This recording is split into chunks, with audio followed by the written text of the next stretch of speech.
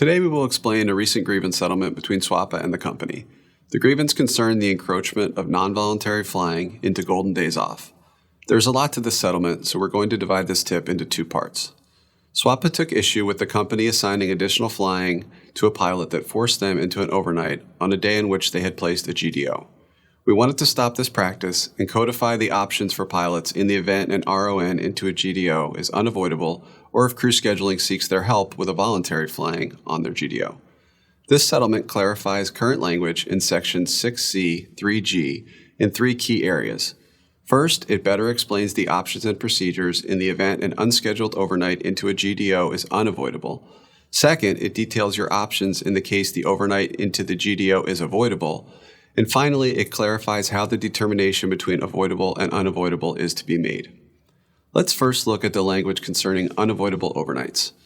This subsection covers a scenario where you have a GDO on a day adjacent to the last day of a trip, and you are forced into an overnight and into the GDO due to an inability to return you to domicile in the event of, say, a canceled flight.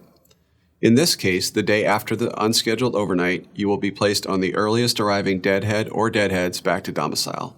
However, per the agreement, scheduling may deadhead promote you to fly an originator or the earliest arriving flight back to domicile if those legs cannot be covered through normal open time.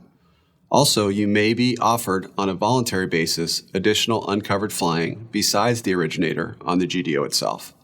You will be paid the greater of 6.5 TFP or double time the value of the deadhead or deadheads on your recovery back to domicile on the GDO and get the GDO back for future use.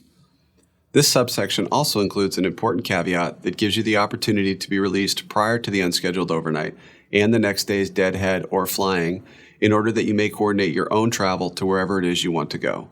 If you choose this option, contact scheduling immediately upon completion of the duty period preceding the GDO to be released.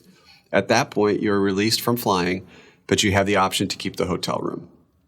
Also, it is important to keep in mind that in this instance, you will not receive the extra 6.5 TFP that you are normally due for a duty period on a GDO.